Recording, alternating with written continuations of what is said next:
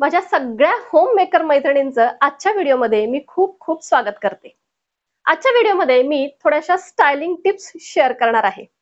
खरं तर कारण असं की पहा, आपण सगळ्याच जणी रोज काही ना काही सिरियल्स पाहत असतो आणि त्या सिरियल्स मध्ये आपण सगळ्या होम मेकर्सना, सगळ्या नट्यांना पाहत असतो आणि त्या अगदी छानपैकी नटून थटून सगळी घरातली कामं करत असतात।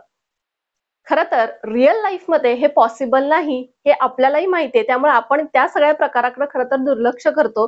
पण याचा अर्थ असाही नाही की आपण अगदीच आपल्या स्टाईलकडे लक्ष द्यायचं नाही। घरातली कामं करताना का असेना, पण आपण टापटीप राहणं, नीटनेटकं राहणं खूप गरजेचं आहे। तर अशाच काहीशा स्टायलिंग टिप्स मी आज तुमच्याबरोबर शेअर करणार आहे, ज्यासाठी आपल्याला वेगळा वेळ काढण्याची काहीच गरज नाही। अगदी येता जाता रोजची कामं करताना सुद्धा आपण हे सगळं मेंटेन करू शकतो, अशाच टिप्स।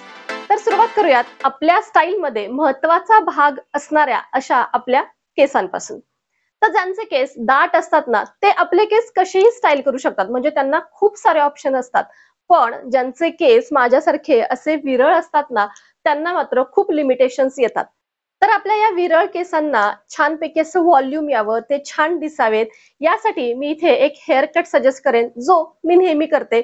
तो म्हणजे लेयर कट, किंवा आपण त्याला स्टेप कट सुद्धा म्हणू शकतो। तुम्ही जर लेयर कट केला ना, तर त्यामुळे आपल्या केसांना असं छान व्हॉल्यूम येतं। आणि लेयर कट करताना फुल स्टेप्स करायच्या, म्हणजे एक दोन स्टेप न देता फुल 4-5 स्टेप्स दिल्या की आपल्या केसांना छान व्हॉल्यूम येतं आणि केस आपले विरळ दिसत नाही। जसं की मी आता तुम्हाला दाखवते, माझा आहे हा लेयर कट आहे। तर मी फुल स्टेप्स दिलेले आहेत, 4 ते 5 स्टेप्स आहेत। तर पहा, माझेही केस खूप विरळ आहेत, पण या लेयर कटमुळे असं छान व्हॉल्यूम येतं केसांना। आणि रेग्युलर सुद्धा जास्त ऑइल वापरायचं नाही, अगदी लिमिटेड ऑइल वापरायचं, म्हणजे केसांना असा बाउन्सी लुक येतो। आणि दिवसभर काही आपण असे फ्री हेअर ठेवणार नाही, त्यामुळे अशी छान बनाना क्लिप लावली ना की पाठीमागून केसांचा शेप फार छान येतो आणि दिसायला देखील सुंदर दिसतं। हा कट मेंटेन करण्यासाठी आपल्याला जास्त कष्ट देखील घ्यावे लागत नाहीत।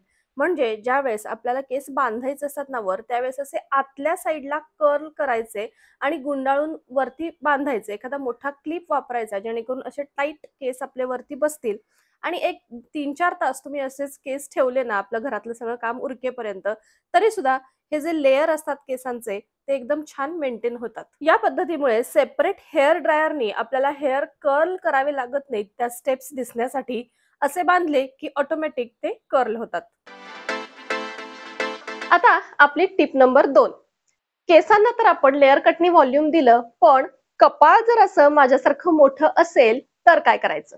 कारण मोठं कपाळ असेल ना, तर मोस्टली कोणतीही हेअरस्टाईल करता येत नाही, असा माझा एक्सपिरियन्स आहे। कारण की हेअरस्टाईलसाठी जर केस मागं घेतले, तर कपाळ एवढं मोठंच्या मोठं दिसतं आणि ते फार विचित्र वाटतं। मोठं कपाळ असणारे खूप सारे नशीबवान असतात असं म्हणतात, पण स्टाईलच्या बाबतीत मात्र असं काही नसतं असं मला वाटतं। कारण की केस मागं गेले की झालं, कोणतीच हेअरस्टाईल दिसत नाही, फक्त कपाळच दिसतं।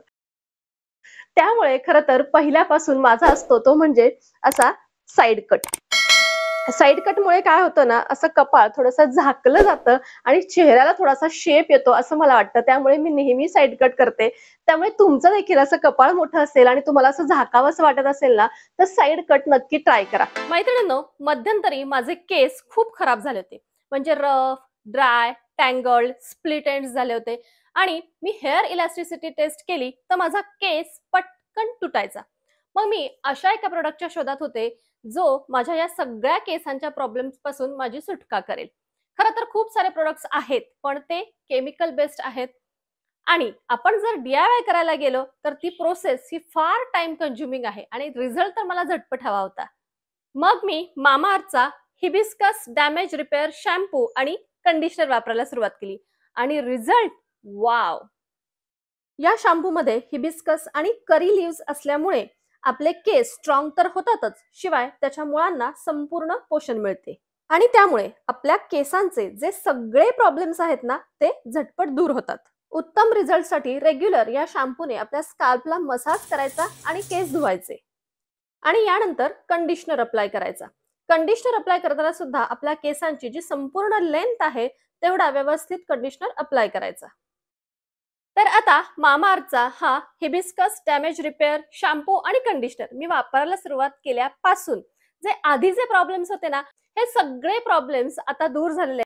आणि आता हेअर इलास्टिसिटी टेस्ट केल्यानंतर सुद्धा माझे केस म्हणजे असे ओढले जरी ना तरी अजिबात तुटत नाहीत. हे पहा. आणखी बेटर रिझल्टसाठी मामाअर्थच hibiscus damage repair hair oil सुद्धा तुम्ही यूज करू शकता. हे प्रोडक्ट्स तुम्हाला कुठे मिळतील? तर अमेझॉन, नायका आणि फ्लिपकार्टवर अवेलेबल तर आहेतच, शिवाय तुमच्या जवळच्या स्टोअरमध्ये सुद्धा. आणि मामाअर्थच्या वेबसाईटवरून तुम्ही जर परचेस करणार असाल तर स्क्रीनवर दिलेला माझा हा कोड यूज करा, तुम्हाला 20% डिस्काउंट सुद्धा मिळेल. आणि आता महत्त्वाचं, प्रोडक्ट खरेदी केल्यानंतर तुमची प्रत्येक खरेदी ही मामाअर्थच्या ट्री प्लांटेशनच्या वेबसाईट बरोबर लिंक होणार आहे आणि 2025 पर्यंत 1 मिलियन ते झाडे लावणार आहे. तर त्यांच्या या प्रोजेक्टमध्ये देखील आपण सहभागी होऊयात. प्रोडक्टची लिंक डिस्क्रिप्शन बॉक्समध्ये दिलेली आहे, जरूर चेकआउट करा. तर आपली तिसरी टिप आहे आपल्या आयब्रोजसाठी. आता ही टिप आपल्याला आपलं कपाळ छोटं करण्यासाठी सुद्धा मदत करणार आहे बरं का. म्हणजे ज्यांचं कपाळ असं माझ्यासारखं मोठं असतं ना, त्यांनी काय करायच्या, आपल्या ज्या आयब्रोज असतात त्या थोड्याशा ब्रॉड ठेवायच्या. मग त्यामुळे काय होतं की हे जे मधलं कपाळाचं अंतर आहे ना ते थोडंसं कमी दिसायला मदत होते आणि जाड आयब्रोज मग अशा लोकांना खूप छान दिसतात. आता माझ्या आयब्रोज ऑलरेडी विरळ आहेत, त्यामुळे याच्यापेक्षा ब्रॉड मी करूच शकत नाही.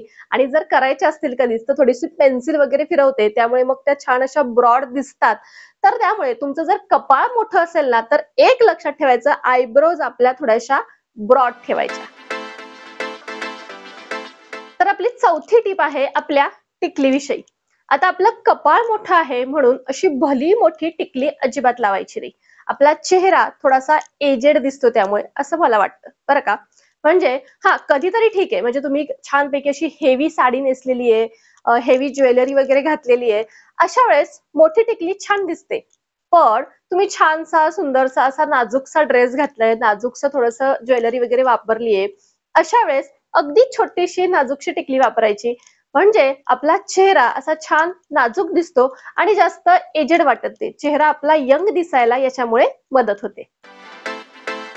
रोज रोज आपल्याला इस्त्रीचे कपडे घालणे काही शक्य होत नाही आणि जरी ते घातलेच तरी सुद्धा त्याची इस्त्री दिवसभर टिकून राहत नाही आणि मग असे चुरगळलेले कपडे दिवसभर अंगावर खूप खराब दिसतात.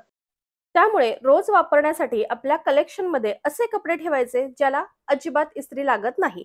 म्हणजे कपाटातून काढला ड्रेस आणि घातला. यामध्ये कोणते मटेरियल येतात तर क्रेप, पॉलिकॉटन, पॉलिस्टर, सिंथेटिक असे कपडे चूज करायचे. यामुळे रोज रोज इस्त्री करण्याचा आपला त्रास तर वाचेलच, शिवाय आपल्याला थोड्याफार कामासाठी जर बाहेर जायचं असेल, म्हणजे भाजी आणायला, किराणा माल आणायला, तर अशा वेळेस आपण व्यवस्थित नीटनेटके आणि टापटीप दिसू. त्यामुळे असे इस्त्री न लागणारे कपडे आपल्या कलेक्शन मध्ये असायला हवेत. यातलंच माझं एक कलेक्शन म्हणजे हा कॉर्ड सेट. हा पॉलिकॉटन मध्ये आहे. खरं तर कॉर्ड सेट घेण्याआधी खूप मनात प्रश्न होते की घेऊ की नको, कारण की कॉर्ड सेट हा नाईट ड्रेस सारखाच दिसतो असं मला वाटतं. मग त्यामुळे घेताना थोडासा असा विचार केला की वरचा जो टॉप असतो तो थोडासा लॉंग घ्यावा, म्हणजे त्याला थोडासा पंजाबी ड्रेसचा लुक येईल. कारण शॉर्ट टॉप असेल तर तो नाईट ड्रेस सारखा दिसतो असं मला वाटतं. पण आपणही ट्रेंडनुसार स्टाईल मेंटेन करायला हवी म्हणून एक घेतला. तुम्हाला जर हा कॉर्ड सेट आवडला असेल तर याची लिंक डिस्क्रिप्शन बॉक्समध्ये दिलेली आहे. ब्लॅक सर्कल्स जर आपल्याला असतील ना तर ते सुद्धा फार विचित्र दिसतं बरं का. म्हणजे ठीक आहे, एक तुमचं ते डेडिकेशन असतं तुमच्या कामासाठी, उगाच ब्लॅक सर्कल्स येत नाहीत. तुम्हाला तेवढा तुमच्या कामाचा म्हणा किंवा इतर कोणत्या गोष्टींचा ताण असतो, त्यामुळे ते सर्कल्स अगदी डार्क होतात. पण ते जर कमी करायचे असतील ना तर फक्त काय करायचं, रात्री झोपण्यापूर्वी आपली जी रिंग फिंगर असते त्याच्यावरती थोडं थोडं तूप घ्यायचं आणि अगदी हलक्या हाताने डोळ्याभोवती असा मसाज करायचा. एक 5 मिनिटं रोज मसाज करायचा आणि नंतर मग झोपायचं. पहा आपल्या डोळ्यांवरचा जो येणारा ताण असतो ना तो आपल्याला सकाळी उठल्यावर खूप कमी झाल्यासारखं वाटतं, हलकं हलकं वाटतं. आणि हे जे ब्लॅक सर्कल आहे, तुम्ही जर रेग्युलर असा तुपाचा मसाज जर केला ना तर अगदी 2 महिन्यातच तुम्हाला फरक जाणार. पण हळूहळू हे ब्लॅक सर्कल्स कमी झाल्याचे तुम्हाला नक्कीच जाणवतील. ट्राय करून नक्की पहा. तर मग मैत्रिणींनो, आजच्या स्टायलिंग टिप्स जर तुम्हाला आवडल्या असतील तर आपल्या व्हिडिओला नक्की एक लाईक करा, शेअर करा आणि आपल्या चॅनलवर नवीन असाल तर सबस्क्राईब देखील जरूर करा. आता आपण भेटू पुन्हा एकदा अशाच नवीनच्या व्हिडिओमध्ये. तोपर्यंत बाय बाय. मामाअर्थच्या प्रोडक्ट्सची लिंक डिस्क्रिप्शन बॉक्समध्ये दिलेली आहे, जरूर चेकआउट करा.